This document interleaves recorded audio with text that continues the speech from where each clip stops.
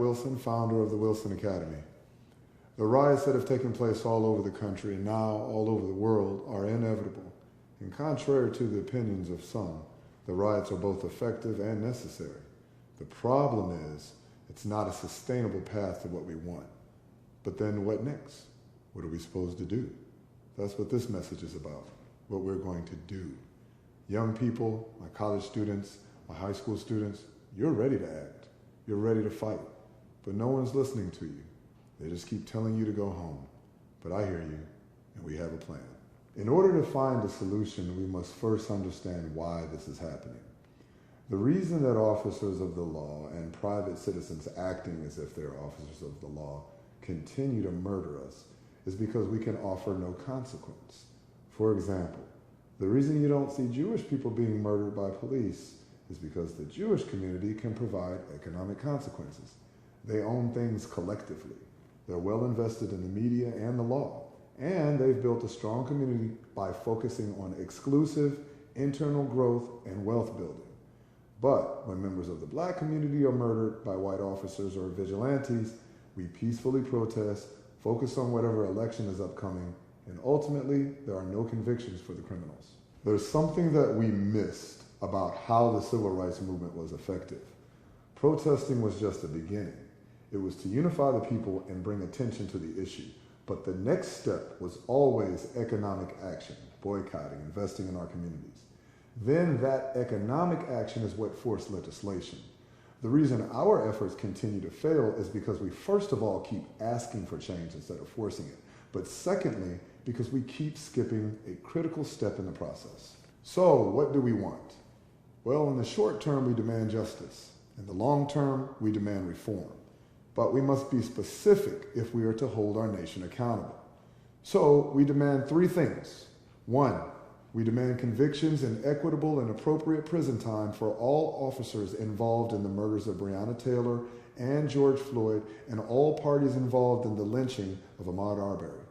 Two, we demand legislation that ensures independent review of public safety officers. And three, we demand a modification to the standards by which officers can be prosecuted. I'm sure you've heard people say, if you want change, get to the polls. Now, I'm not suggesting voting is useless, but the reality is voting will not solve our problems. In fact, we cannot allow ourselves to become distracted by political affiliations. The only way to get the change we seek is to show strength both economically and physically. So first, let's address physical strength. It is both irrational and un-American for us to continue to be met with force and not respond in kind.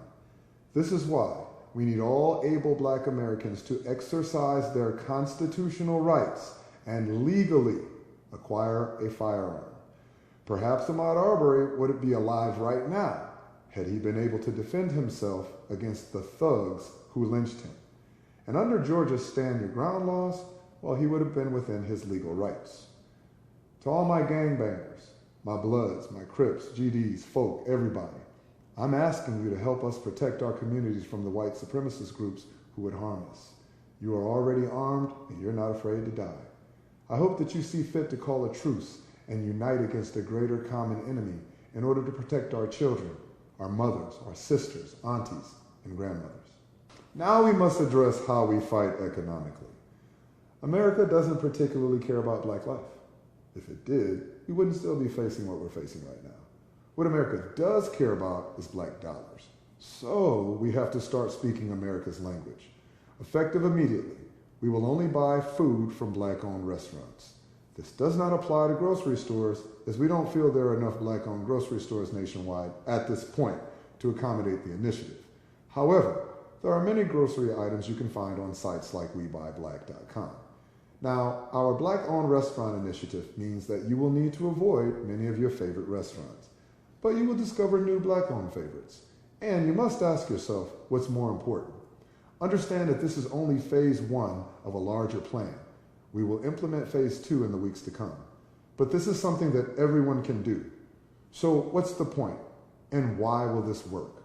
According to both Nielsen and the CDC, black people eat more fast food than anyone.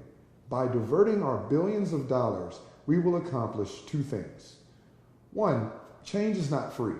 Supporting only black restaurants keeps our money in our communities, money we can ultimately leverage to create the changes we all want to see. And two, it uses our money we're already spending anyway, to create powerful billionaire allies. These companies will do what is necessary to get our dollars back. And if that means helping us to meet our objectives, well, then that's what they'll do. There are a few important notes to make when concerning this plan. This is not a boycott. We are not punishing white businesses. We are simply consumers who are making a choice to exclusively support black restaurants in the strategic interest of justice and reform.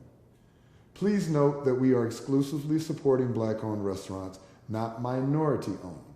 The terms black and minority are not interchangeable. So, to my Chinese, Korean, Arabic, and Indian restaurant owners, we have nothing against you personally. But if we don't do this now, there will be none of us left to buy your products anyway. If a franchise location is owned by a black person, eat at that location exclusively. We will not harm our own people. There are websites like eatblackowned.com that you can use to find black-owned restaurants in your area. But I'm confident that once everyone learns of our initiative, they'll let you know how to find them. We will not support non-equitable services. We will support black restaurants that offer the quality and service we deserve. And if we have a negative experience, we will not generalize and say, see, this is why I don't support black businesses. We will simply express our concerns to the management, and if we so choose, we just won't go back to that particular restaurant, just as we would behave with a restaurant that isn't black-owned. This is not a one-day event. Did you know that the famous Montgomery bus boycott lasted over a year? 381 days to be exact. It takes time and consistency to have impact, just as it took time and consistency to implement the racist constructs we are fighting. We will continue with our strategy until our demands are met. At times, this will not be easy. You will be tempted to stray. But please accept that there can be no change without sacrifice. A brief message to white Americans. We don't hate you. We don't hate America.